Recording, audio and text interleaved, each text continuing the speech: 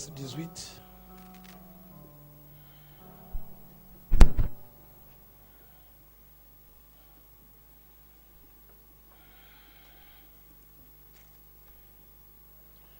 Genèse 18, je commence à partir du verset 1er et je vais jusqu'au verset 8. L'Éternel lui apparut parmi les chênes de Mamré, comme il était assis à l'entrée de sa tente pendant la chaleur du jour. Il éleva les yeux et regarda, et voici 3 hommes étaient debout près de lui. Quand il les vit, il courut au-devant d'eux, depuis l'entrée de sa tente, et se prosterna à terre. Et il dit, Seigneur, si j'ai trouvé grâce à tes yeux, ne passe point, je te prie, loin de ton serviteur. Permettez qu'on apporte un peu d'eau pour vous laver les pieds, et vous reposez-vous sous cet arbre. J'irai prendre un morceau de pain pour fortifier votre cœur. Après quoi, vous continuerez votre route, car c'est pour cela que vous passez près de votre serviteur. Ils répondirent, fais comme tu l'as dit. Abraham alla promptement dans sa tente vers Sarah, et il dit, vite 3 mesures de fleurs de farine pétrie, et fais des gâteaux. Et Abraham courut à son troupeau, prit un veau tendre et bon, et donna à un serviteur qui se hâta de la prêter. Il prit encore de la crème et du lait avec le veau qu'on avait prêté, et il les mit devant eux, et il se tint lui-même à leur côté sous l'arbre, et ils mangèrent. Luc chapitre 1er.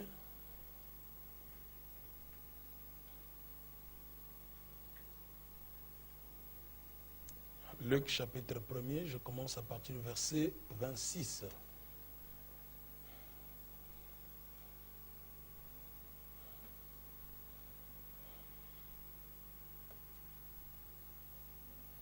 Luc 1, 26.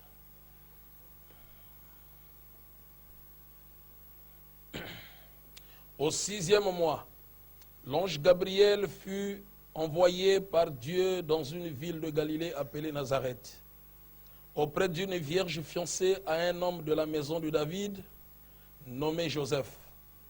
Le nom de la vierge était Marie. L'ange entra chez elle et dit, je te salue. Toi à qui une grâce a été faite, le Seigneur est avec toi. Troublée par cette parole, Marie se demanda ce que pouvait signifier une telle salutation. L'ange lui dit, ne crains point Marie, car tu as trouvé grâce devant Dieu. Et voici, tu deviendras enceinte, et tu enfanteras un fils, et tu lui donneras le nom de Jésus. Il sera grand, et sera appelé fils du Dieu très haut. Et le Seigneur Dieu lui donnera le trône de David, son père. Il régnera sur la maison de Jacob éternellement, et son règne n'aura pas de fin. Marie dit à l'ange, comment cela se ferait-il, puisque je ne connais point d'homme? L'ange lui répondit, le Saint-Esprit viendra sur toi, et la puissance du Dieu très haut te couvrira de son ombre. C'est pourquoi le Saint-Enfant qui naîtra de toi sera appelé Fils de Dieu. Voici Élisabeth, ta parente, a conçu elle aussi un fils à sa vieillesse, et celle qui était appelée stérile est dans son 6e mois. Car rien n'est impossible à Dieu. Marie dit, je suis la servante du Seigneur, qu'il me soit fait selon ta parole. Et l'ange la quitta. Que le Seigneur ajoute la bénédiction à la lecture de sa parole. Vous pouvez vous asseoir.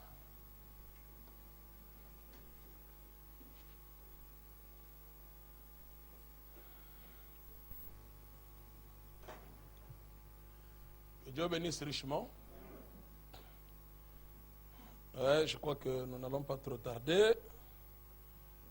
Il y a d'autres frères qui sont déjà partis compte tenu des intempéries. Et d'autres, à la fin du culte, certainement, ils vont rentrer aussi. Ils vont très loin. Et pour ne pas trop tarder, nous allons rentrer dans le cœur de notre sujet. Et moi, je crois de tout mon cœur que même si on dit, vous prêchez 5 minutes, en 5 minutes, vous pouvez donner des rafales. On termine et puis nous sortons. Il n'y a pas à dire, oh non, on m'avait donné seulement 5 minutes. Non, c'est suffisant. Amen. Donc, quand tu te prépares pour la prédication, même si on dit c'est 5 heures du temps, alors prépare-toi pour les 5 heures du temps. Si on dit c'est 10 minutes, prépare-toi pour les 10 minutes. Parce que Frère Branham dit, un ministre c'est un spécialiste.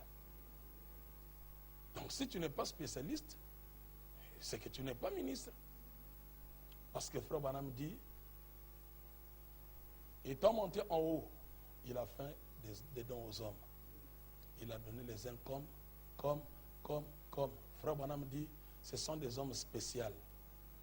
Et puisque ce sont des hommes spéciaux, ils ont des spécialités.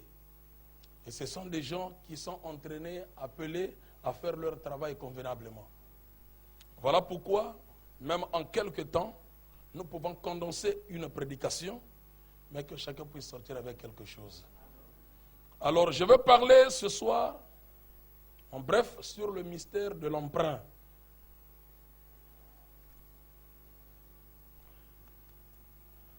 Donc, je parle d'emprunter. Le mystère de l'emprunt. Nous avons lu ici dans le livre de Luc comment Dieu avait envoyé l'ange Gabriel auprès de la jeune fille Marie. Je crois que nous allons voir les jours qui viennent, et surtout que nous tendons aussi vers le 28 février, dans la numérologie, parce que Dieu cache beaucoup de mystères derrière cela. Pourquoi Marie, à l'âge de 17 ans, avait reçu la visitation d'un ange? L'ange est venu à donner la promesse à Marie pour recevoir la grossesse et d'avoir un enfant, alors qu'il n'avait pas de type dans la Bible. Frère Branham dit, Marie, après avoir écouté le message prêché par le sacrificateur, lui et son fiancé, Joseph, lorsqu'ils sont rentrés à la maison, ils étaient en train de méditer cette parole. Que le sacrificateur à l'église, il a prêché sur Ésaïe. Une vierge concevra et elle enfantera un fils. On l'appellera admirable, conseiller, et tout ce que vous connaissez. Alors Marie était préoccupée à savoir cette promesse s'accomplira quand, et qui est cette vierge, et comment cette promesse va se réaliser, et c'est quand. Je veux savoir un peu c'est quoi. Il cause avec Joseph. Joseph lui dit, tu sais Marie, tout ce que le sacrificateur était en train de dire,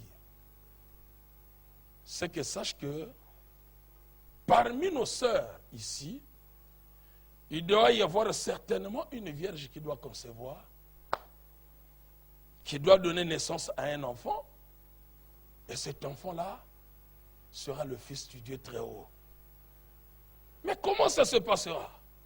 Il dit, je ne sais pas aussi comment expliquer, mais c'est ce qui est écrit dans les Écritures. Frère Branham dit, Marie était préoccupée. Toute l'attention de Marie était fixée vers cette écriture. Il y avait une profondeur dans son cœur qui l'attirait à savoir ce qui se passait réellement. Et elle méditait là-dessus. Frère Branham dit, le lendemain matin, il a pris sa cruche et partait pour aller puiser de l'eau. Arrivé juste à un coin, il voulait tourner comme ça, il y avait une pierre. Il a vu quelque chose en train de briller. Tout ce que je raconte dans la Bible, il n'y en a pas. Mais c'est Branham qui parle. Et nous, nous disons Amen. Il tourne, il voit devant la pierre, quelque chose en train de briller. Il dit, oh, qu'est-ce qui brille là-bas? Il regarde bien, il dit, c'était un ange qui était debout, qui l'attendait. Je te salue, Marie. Oh, mais que veut dire cette signification? Il dit, Shalom, Marie. Tu es bénie entre toutes les femmes, et le fruit de tes entrailles est béni. Marie était stupéfaite. Elle dit, mais c'est pas possible. Qui est cet ange? Pourquoi ce message? Il dit que toi, tu enfanteras, tu donneras un enfant. Et ce saint enfant qui naîtra de toi, ce sera le Fils du Dieu très haut. L'ange commençait à lui répéter l'écriture. Tout ce qu'il est en train de... Tout ce que le sacrificateur prêchait. Marie s'est dit, mais cela se passera comment? Frère Branham dit, Marie avait raison, parce qu'elle n'avait pas un type dans la Bible. On n'a jamais vu une vierge concevoir et donner un enfant. Il dit, mais ça se passera comment? Il dit, ne t'en fais pas. Le Saint-Esprit te couvrira de son ombre. Et le Saint-Enfant qui naîtra de toi, ça sera le Fils du Dieu très haut. Très haut. Et on l'appellera Jésus. Voilà pourquoi vous lisez Frère Branham quelque part, il dit, le Père de Jésus, c'est le Saint-Esprit. C'est lui qui était venu pour couvrir Marie, afin que Jésus puisse venir. Il devait être sous cette atmosphère, sous cette onction, pour donner naissance à la parole. Mais Marie a observé les Écritures, il n'y avait pas de type. Mais qu'est-ce que Frère Branham dit là-dessus? Il dit, remarquez Dieu, le Seigneur Jésus-Christ, lorsqu'il est venu pour la première fois, il ne faisait qu'emprunter. Qu'est-ce qu'il a emprunté? Je vais lire le prophète. Il dit,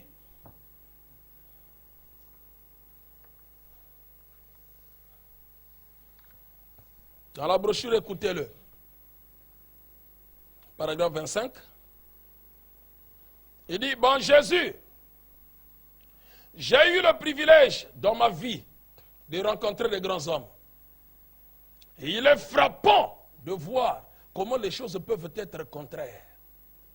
J'ai rencontré des hommes qui étaient des grands hommes, et puis j'ai rencontré des hommes qui pensaient être des grands hommes, et il y a assurément une grande différence entre eux. Un grand homme ne se montrera pas toujours suffisant, mais il essaiera de vous faire croire que c'est vous qui êtes grand homme, et que lui n'est rien. Et avec l'homme qui n'est rien, et qui essaye d'être grand, c'est juste l'inverse. Et c'est la raison pour laquelle je sais que Jésus était le Fils de Dieu. Il est venu sur la terre sans même avoir un endroit où naître. Frère Branham fait montrer aux gens comment les gens qui se font grands, ils pensent qu'ils sont grands, mais en réalité ils sont rien. Mais ceux que vous trouvez qui se font rien, c'est eux qui sont grands. La nature de l'homme c'est comme ça. Que non, moi je suis grand, moi j'ai ceci, moi j'ai cela. Mais en réalité, il n'a rien. Mais vous trouvez des gens comme des Bill Gates. Parfois c'est difficile de le voir en costume et consort, mais une simple chemise, une simple cravate, vous pouvez les mépriser.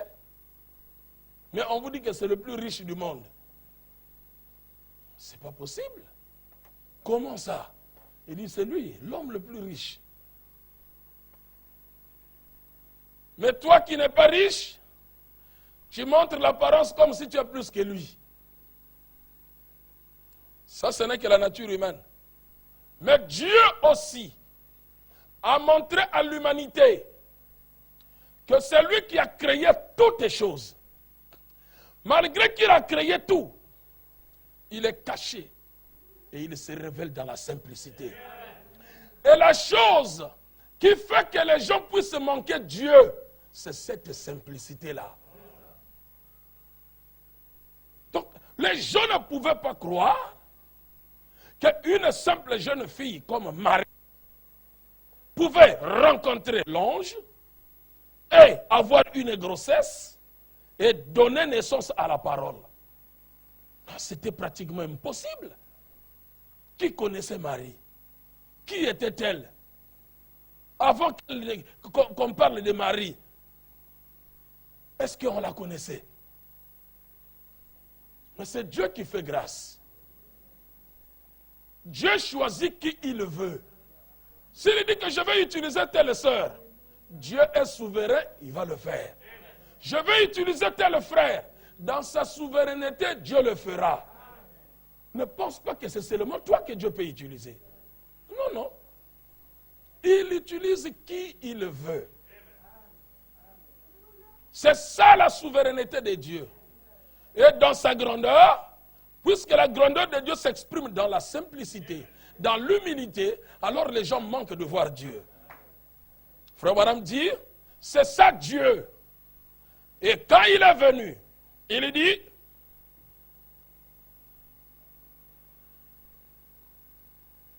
c'est juste l'inverse. C'est la raison pour laquelle je sais que Jésus était le Fils de Dieu. Il est venu sur la terre sans même avoir un endroit où naître.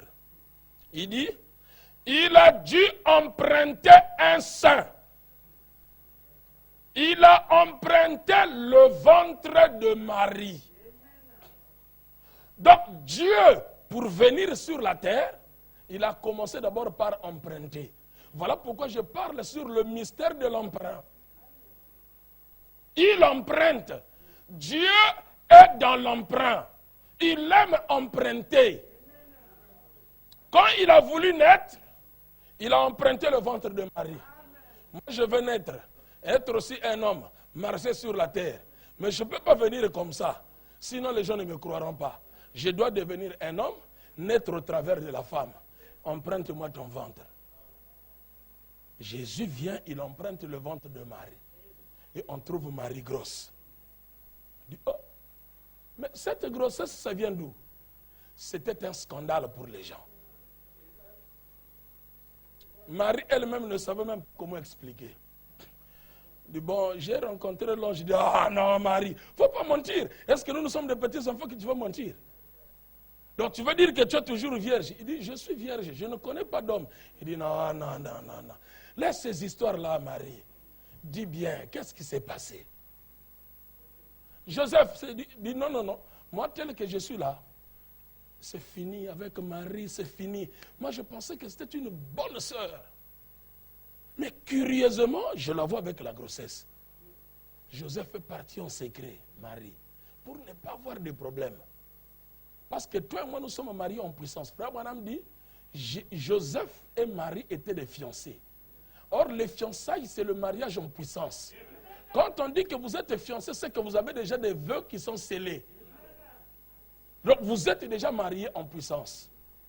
Donc, ce que nous attendons, c'est la cérémonie du mariage. Mais le vrai mariage, frère Branham dit, c'est les vœux. Donc, ils étaient déjà mariés, ils étaient déjà liés. Alors, il vient et dit que non, nous allons rompre en secret. Sinon, tu seras lapidé, selon la loi de Moïse. Parce que tu as commis adultère. La grossesse ne vient pas de moi. Ça vient de qui? Nous allons rompre. Il dit, pendant que Joseph voulait rompre en secret, l'ange est descendu. Il a visité aussi Joseph. Il dit, Joseph, cette fois-ci, l'ange éclaircit le message à Joseph. Ne refuse pas ta femme Marie. Il n'appelle plus fiancée, il dit ta femme Marie. Cette grossesse qu'elle a reçue, ça ne vient pas d'un homme. C'est par la vertu du Saint-Esprit. C'est là que Joseph aussi s'est rendu compte que non, c'est qu'ici, il y a quelque chose qui se passe. C'est que le libérateur vient déjà. Le Messie que le monde attend vient. Mais il a emprunté le sein de ma fiancée. Dieu est souverain. Dans sa souveraineté, il a emprunté le ventre de Marie. Il dit, laisse-moi m'incarner. La parole s'est incarnée dans Marie.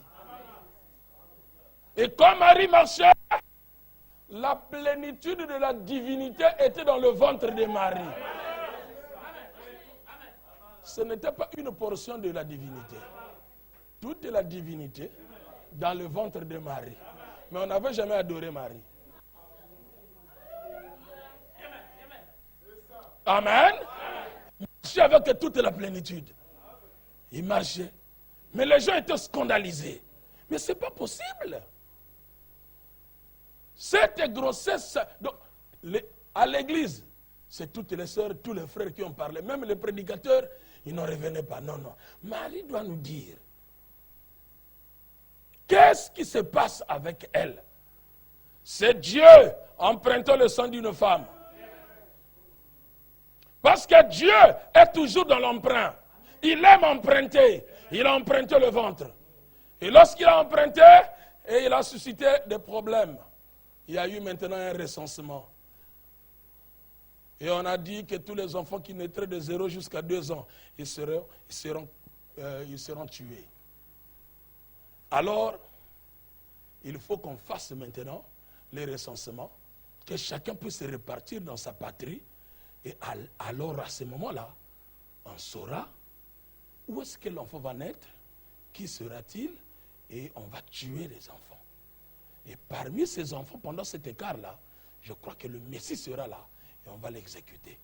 C'était le plan du diable. Et Frère Branham dit, aujourd'hui aussi, nous sommes au temps de recensement. Chacun doit repartir dans sa patrie. Si tu es pentecôtiste, repars déjà. Parce que c'est le recensement. Si tu n'es pas du message, gare à toi. Chacun doit repartir dans sa patrie pour se faire recenser. Et pendant que le recensement a commencé, pour tuer les enfants qui devaient naître, l'ange descend. Il dit à Joseph et à Marie, il dit Joseph, prends Marie et l'enfant qui vient de naître, fouillez en Égypte, en Afrique. Amen. Pour que Jésus puisse échapper à la mort, c'est en Afrique qu'il était venu se cacher. Il a emprunté notre continent pour venir se cacher jusqu'à ce que le temps de la tribulation va passer. Amen. Il a laissé Bethléem. Il a laissé Jérusalem. Il a laissé toutes les villes. Mais pourquoi seulement à Kentucky? Amen. Branham a prêché pourquoi la petite Bethléem. Nous nous prêchons pourquoi seulement à Kentucky. Il fallait que Branham puisse naître à New York, la grande ville. Mais pourquoi seulement à Kentucky? Parce que Kentucky cache aussi un mystère. Alors Jésus, l'ange descend, il dit, fuis, va en Égypte. Pourquoi en Égypte? C'est en Afrique. Pourquoi seulement en Afrique? Parce qu'en Égypte, il y avait la pyramide. Et la pyramide n'avait pas de pierre de fête. Et la pierre de fête, c'était l'enfant Jésus. Il dit, va là-bas, en Égypte, parce que la profondeur appelle la profondeur. Les gens étaient là, ils voyaient la pyramide, ils ne voyaient pas la pierre de fête. La pierre de fête était un bébé. Amen. Mais les gens ne comprenaient pas. Ils disent, oh, ça sont des étrangers, qu'est-ce qu'ils sont venus faire ici? Hein? Ils disent, oh là là, si vous pouvez comprendre, homme de peu de foi. C'est l'Afrique qui a reçu Jésus, qui a protégé Jésus. Il a emprunté notre continent pour qu'il puisse abriter jusqu'à ce que cette période puisse passer. Et quand cette période de tumulte est passée, Jésus est revenu. Frère Branham me dit, Jésus n'avait pas seulement emprunté le ventre de Marie, non. Il y avait des grands hôpitaux. Il n'est pas né à l'hôpital. Il est parti emprunter la crèche des animaux. Là où naissent des brebis, là où naissent des cabris, leur hôtellerie, leur hôpital à eux, voilà l'endroit que Marie va aller pour aller mettre au monde.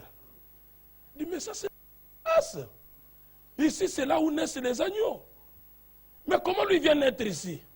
Il aime emprunter. Même le ventre a été emprunté. Donc là où il va naître aussi, il va emprunter. Il dit, écartez d'abord vos agneaux, que lui puisse d'abord naître. Amen. Frère Branham dit toujours, la profondeur appelle la profondeur. Il ne peut naître que là où naissent les agneaux, parce que lui-même, il était l'agneau de Dieu.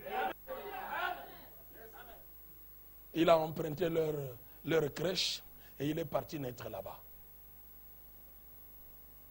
Frère Branham dit, il a emprunté même leur mangeoire.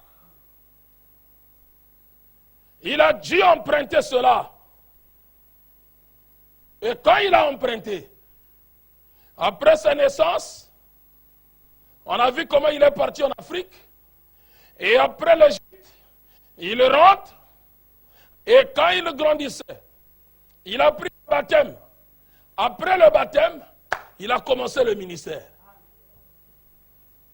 Et lorsqu'il commence le ministère, tellement qu'il frappait dur contre les pharisiens, les sadducéens, les scribes. Un jour, Jésus voulait descendre à Jérusalem. Et de là où il était, pour descendre à Jérusalem, il s'est dit, mais qu'est-ce que je vais faire? À pied aussi, je suis trop fatigué. Parce que je ne fais que marcher. Non, non. Cette fois-ci, je dois monter sur le dos d'un âne. Il dit aux disciples, allez à un village qui est juste à côté. Vous verrez un âne attaché. Déliez-le. Amenez-le moi. Je vais monter dessus, je vais descendre à Jérusalem. Il dit, oh, maître, on était avec toi ici. Est-ce que tu as laissé un âne ici? Il dit, allez-y. Si l'on vous demande, dites seulement que le maître qui nous a envoyés. L'âne qu'il n'a pas laissé, il a seulement emprunté. Il dit, allez me le prendre. Et la Bible dit, c'était l'âne sur lequel aucun homme n'était monté dessus. Donc une âne vierge, pour que lui-même puisse monter dessus, pour descendre à Jérusalem. Ne fume pas, ne bois pas, ne souille pas ton corps. Que ce soit un âne pur, afin que quand je vais monter, que je me sente à l'aise. Ce n'est pas toi qui es rentré dans le chanvre, hein, dans les cocaïnes, dans le vol et consorts, et tout ça, par la grâce de Dieu, nous te croyons. Bon, c'est notre pasteur, pasteur Anicea. Que Dieu bénisse, pasteur. Nous te croyons par la foi. Mais Branham n'a jamais péché. Amen. Branham n'a jamais péché. Je sais que certains diront, oh, mais comment il n'a jamais péché? Oh, mais est-ce qu'un prophète commet le péché? Le prophète, il est la parole. Branham n'est pas prophète sur la terre. Il était prophète depuis l'éternité. Et quand il est venu, Dieu l'a gardé. Il a gardé ce vase très propre. Il ne s'est pas suivi avec les femmes.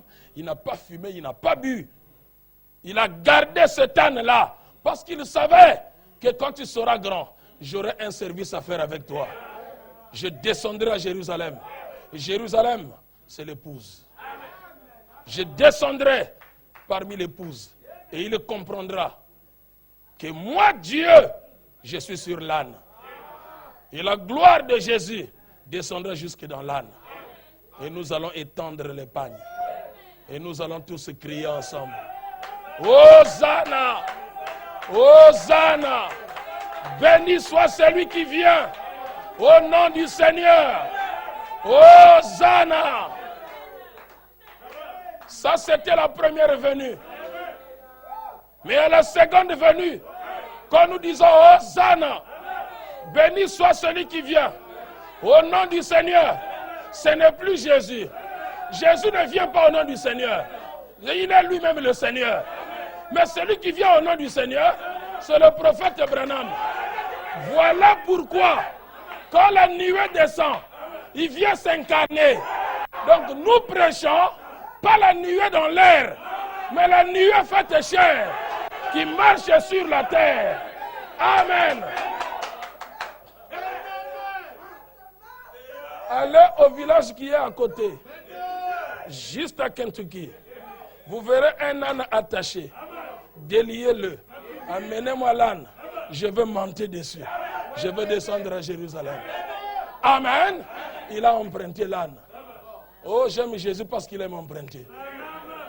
Je suis fier parce que moi aussi j'ai emprunté la chair du pasteur Mouya ce soir. C'est bien. Amen. C'est cela. Frère Branham continue, il dit, il a emprunté et il est reparti par une tombe empruntée. Amen. Avant que nous puissions arriver à la tombe, un jour, Jésus devait prêcher la parole, une multitude de gens le suivaient. J'ai toutes les citations ici. Il dit, je vais prêcher la parole. Il dit, Pierre, s'il te plaît, emprunte-moi ton bateau là, le barque. Je dois monter là-dessus pour prêcher à la foule. Il dit, Pierre lui a emprunté sa barque. Jésus lui-même n'avait pas de barque. Comme il aime toujours emprunter, on lui a emprunté la barque. Il est monté dans la barque. Il dit, bon, vous tous mettez-vous là-bas. Je vais commencer à prêcher. Il a prêché. Il a prêché. Il a prêché. Les gens étaient dans la joie. Il dit, vous voyez? Il dit, c'était une barque empruntée.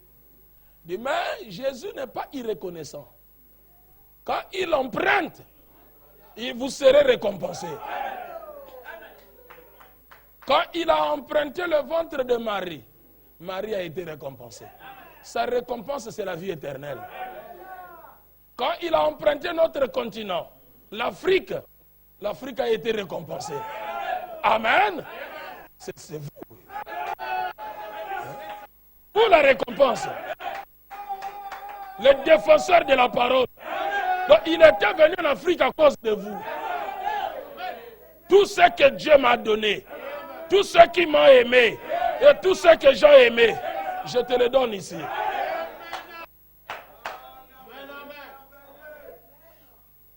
Et quand il a prêché la parole, il est descendu, il regarde Pierre et dit, Pierre, comment a été la pêche? Il dit, Seigneur, laisse.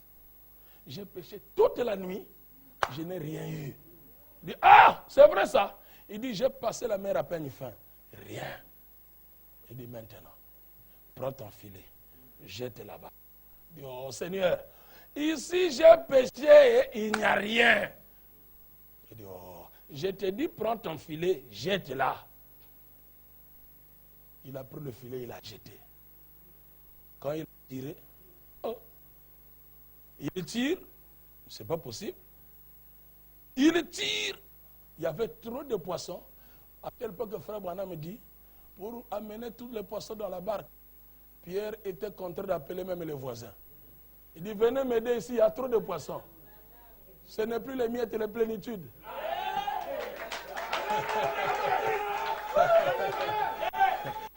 La plénitude de poissons dans le filet. Il dit, venez. Les autres sont venus. Il dit, mais c'est pas possible. Mais tu avais péché ici. Oui, j'ai péché. Mais sur ta parole. Donc lui-même, il a fait, il n'a pas pu. Mais sur sa parole, il a jeté le filet était rempli. Il dit, c'est ça ta récompense parce que j'ai emprunté ta barque. Il dit, c'est parce que Pierre, il avait des enfants. Je répète, Branham. Il n'avait pas vendu le poisson pour payer les minervales des enfants. Alors, Jésus devait les récompenser, avoir des poissons pour aller vendre, pour avoir l'argent pour payer les minervales des enfants. À l'école, soutenir les enfants. Et c'est ce qui a été fait.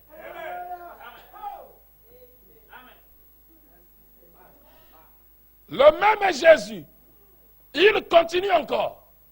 Il prêche la parole, il prêche la parole, il prêche la parole. Les gens le comprenaient toujours mal. Ils ont dit, cet homme, on doit le tuer. Ce n'est pas un problème. Il a fallu qu'il puisse mourir afin que nous ayons la vie. On a pris Jésus, on l'a crucifié. Après la crucifixion, il n'y avait pas d'endroit pour l'enterrer. Mais il y avait Joseph d'Arimathée qui avait sa tombe. Il a dit, ne vous en faites pas. Prenez Jésus. Je lui emprunte ma tombe. Parce que tout, même l'endroit pour dormir, il n'en a pas. Donc partout, le Fils de l'homme n'a pas où reposer sa tête. Alors, prenez la tombe. On a pris le corps de Jésus. On a amené dans la tombe de Joseph d'Arimathée. Une tombe qui ne lui appartenait pas. Frère Branham dit, à cause de cela, Joseph d'Arimathée a été béni. Et sa bénédiction, c'est la vie éternelle. Voilà pourquoi quand vous prenez position pour la parole, Dieu vous récompensera pour ça. Je ne dis pas prendre position pour la brochure, pour la Bible, mais prendre position pour la parole. Qu'est-ce que la parole? C'est le prophète. Qu'est-ce que la parole? C'est le message de l'heure. Lorsque vous soutenez ce message, frère, vous aurez votre récompense. Parce que la vie se trouve dans la parole. Le salut est dans la parole. La guérison est dans la parole. Tout est dans la parole. Voilà pourquoi les gens qui avaient la révélation de qui était William Branham, ils ne s'inquiétaient pas. Ils savaient que Branham est là. Si j'ai un problème, Branham est là. Voilà pourquoi cette femme-là, souffrante à l'hôpital, il s'est dit, il a pris la photo, il a mis sur son chevet, il dit, ah, si frère Branham était ici, tel que je le vois là avec la colonne de feu, oh là là, je serais déjà guéri. Frère Branham dit, la colonne de feu a quitté la photo. C'est sorti, ça a touché la soeur, guéri sur place. Frère, il ne faut pas blaguer avec ça. Ça, ce n'est pas la photo de Branham. Non, c'est la photo de l'ange.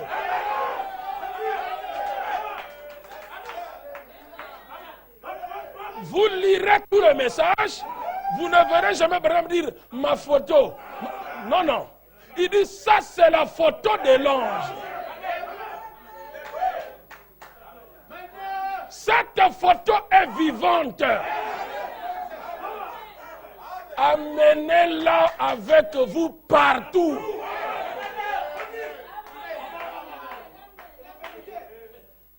Amen. Beaucoup des enfants de Dieu ont eu l'expérience avec cette photo seulement. Monsieur, montrez vos documents. Il prend la photo de l'ange. Il montre. Il dit, ah, oh, merci, passez.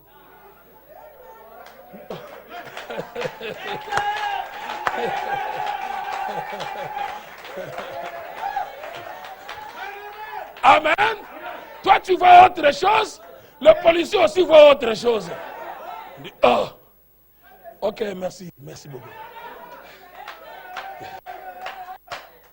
Frère, c'est une photo vivante. Branham dit, appliquez ça partout.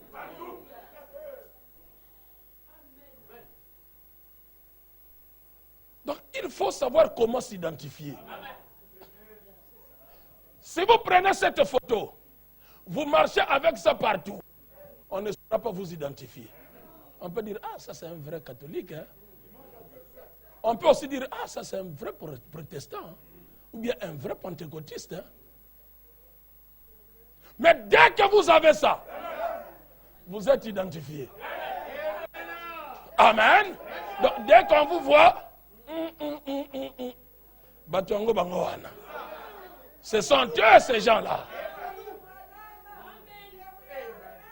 Amen. Il faut marcher avec ça. Toujours. Il faut s'identifier. Moi, je crois le message de Branham. C'est mon père dans la foi. C'est lui qui m'a engendré. Je connais Dieu à partir de cet homme.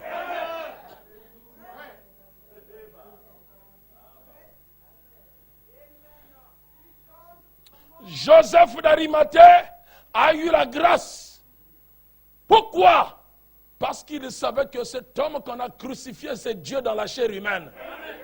Il dit, prenez ma tombe, mettez-le là-bas. Il a eu la révélation. Et il a été récompensé. Parce que Joseph d'Arimathée, les Jarius, tout ce monde-là, c'était des croyants secrets. Et aujourd'hui, nous avons la révélation de la parole. Frère Branham dit, je vais terminer un peu cette écriture. Les lièvres ont des tanières, les oiseaux du ciel ont des nids, mais le Fils de l'homme n'a pas un endroit pour reposer sa tête. Pourtant, c'est le roi de gloire. Le Dieu du ciel a été fait chair et habité parmi nous. Voilà ce qui lui rendait grand. Voilà ce qui faisait de lui ce qu'il était, son humilité. C'est pas possible. C'est lui qui a créé toutes choses. Pas de maison. Tout, il ne fait qu'emprunter. Il ne fait qu'emprunter. Il ne fait qu'emprunter. Ah, mais l'homme là, il est comment? Il dit, c'est ça son travail. Emprunter, emprunter, emprunter. Mais quand il emprunte, derrière l'emprunt, il y a la bénédiction. Voilà pourquoi Frère Branham a dit, j'ai cherché la brochure El Shaddai, je n'ai pas trouvé. Là-bas, il en parle encore très bien. Mais je vais lire ça ici dans le Sceau de Pâques, le véritable Sceau de Pâques, paragraphe 218. Il dit, voyez simplement, s'il est toujours le souverain sacrificateur qui peut compatir à vos faiblesses, je ne vous ai jamais vu de ma vie. Vous m'êtes étrangère. Je ne sais rien à votre sujet, mais Dieu vous connaît. Il se peut me révéler par son Saint-Esprit le Christ ressuscité qui est venu ici et me donner une résurrection temporaire par mon esprit, de sorte que mon esprit s'en aille maintenant et son esprit entre pour vous montrer donc si oui ou non il est vivant. Maintenant, je ne vous connais pas. C'est moi et mon esprit. Nous ne vous connaissons pas. Mais lui, il vous connaît. Mais il désire emprunter mon corps. Il désire emprunter mon corps. Pour prouver qu'il est le Christ ressuscité. Je suis très heureux de le lui prêter, de le lui donner pour tout ce qu'il peut en tirer.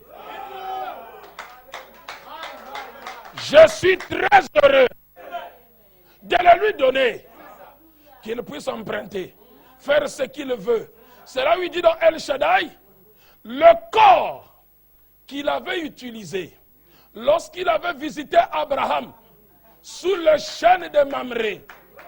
Il dit, ce corps-là, qu'est-ce qu'il a fait? Il a ramassé la motte de terre et il est rentré. Et deux autres mottes de terre, c'était aussi deux anges. Amen. Tommy Osborne, Oral Robert, Billy Graham. Il dit, les deux, ils ont accompagné. Mais frère Branham me dit, l'autre, sans révélation, il a dit, mes seigneurs. Abraham avec révélation, il a dit, mon Seigneur. Il n'adora pas la chair, mais il adora celui qui était à l'intérieur. Il dit, lorsqu'il s'est approché, à un certain moment, après avoir fait le travail, il a laissé tomber ce corps. Et ce corps est devenu une motte de terre de Kentucky. Amen.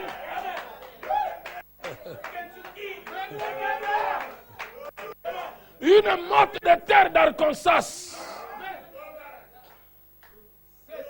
Il dit, ce corps-là, il n'a fait que s'en servir.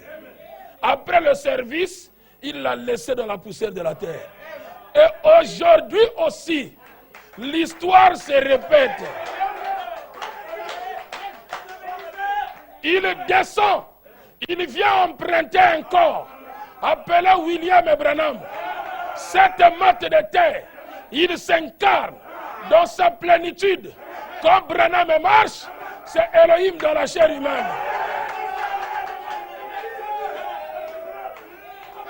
Amen. Nous rentrons dans une zone de turbulence. Attachez bien vos ceintures. Parce que si les ceintures ne sont pas bien attachées, vous risquez de vomir. C'est une zone de turbulence. Nous sommes tout près de la frontière. Amen. Mais que les aigles gardent l'équilibre de la parole. Frère Branham a dit, lorsque vous reconnaissez Dieu dans la chair humaine qui vous visite aujourd'hui, il dit c'est ça l'expiation de vos péchés. Vous êtes pardonnés. Il dit tous vos problèmes, vous avez la solution. Il dit ce n'est pas n'importe qui peut reconnaître cela. Ce n'est qu'une semence prédestinée. Amen. Voilà pourquoi il dit, tel qu'il l'a emprunté, il veut vous emprunter aussi. Il veut m'emprunter aussi. Amen. Mais en ce qui concerne Luc 17:30, ça n'engage que William Branham.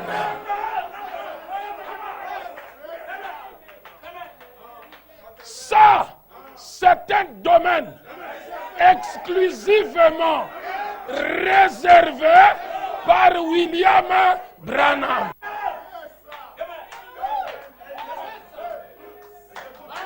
Amen. Le mystère de l'emprunt.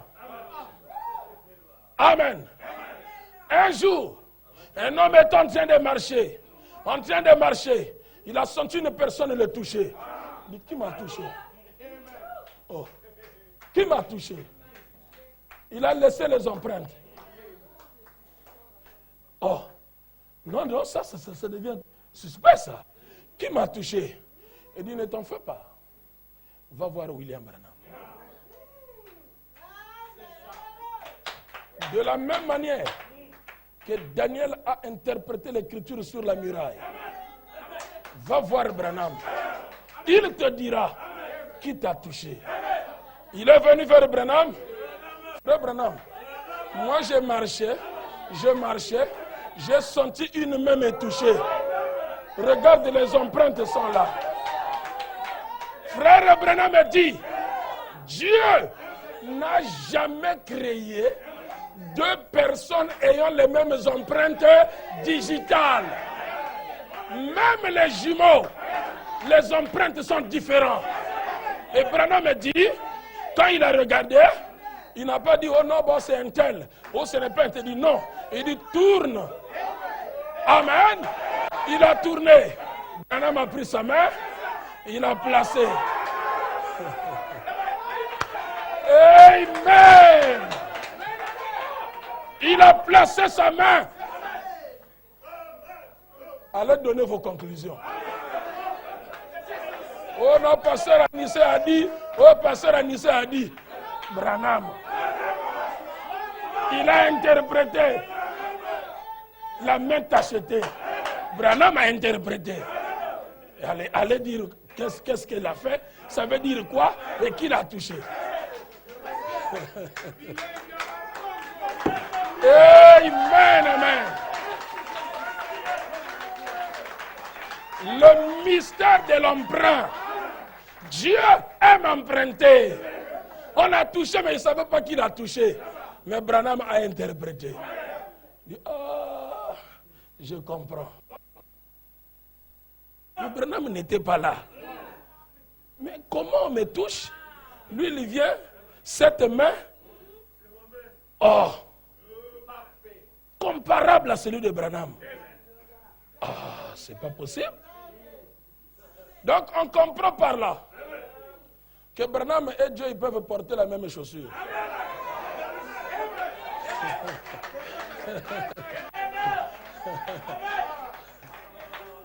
Parce que frère Branham a dit, je veux m'en aller, je prendrai mes souliers et celui de Neville, nous donnerons aux jeunes ministres pour rentrer dans les champs pour apporter la parole. Et je crois que les souliers de Dieu étaient restés avec William Branham. Et c'est lui qui porte ça pour évangéliser le monde entier. Et les souliers, c'est ça qui donne les ailes de l'évangile. Si nous sommes ce que nous sommes, notre précieux frère, si tu n'étais pas venu, amen, et nous portons les mêmes souliers. Les mêmes souliers. Pas les Weston, les mêmes souliers. Si vous aimez. Parce que vous savez, Dieu dans son placard, il avait beaucoup de costumes.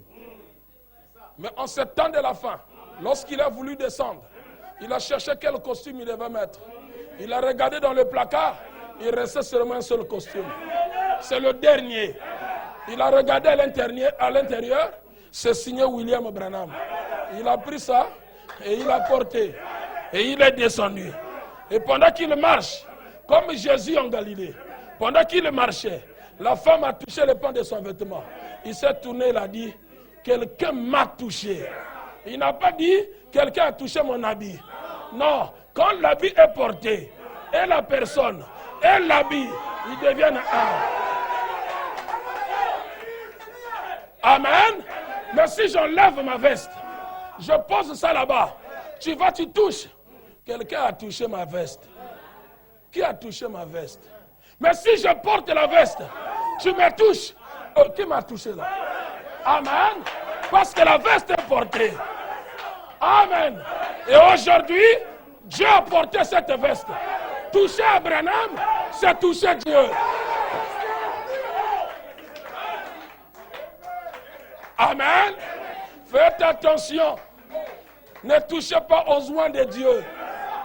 Que le Seigneur vous bénisse richement. C'est le mystère de l'emprunt. Shalom.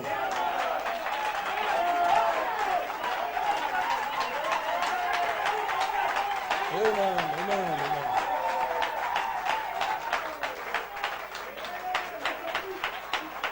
Amen, amen. Le conducteur des chants.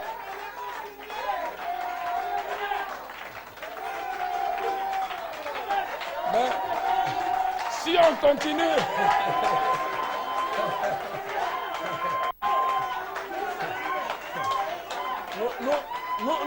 nous risquons de rentrer dans l'éternité. Et si on rentre là-bas, vous allez manquer les trains. On rentre dans l'éternité.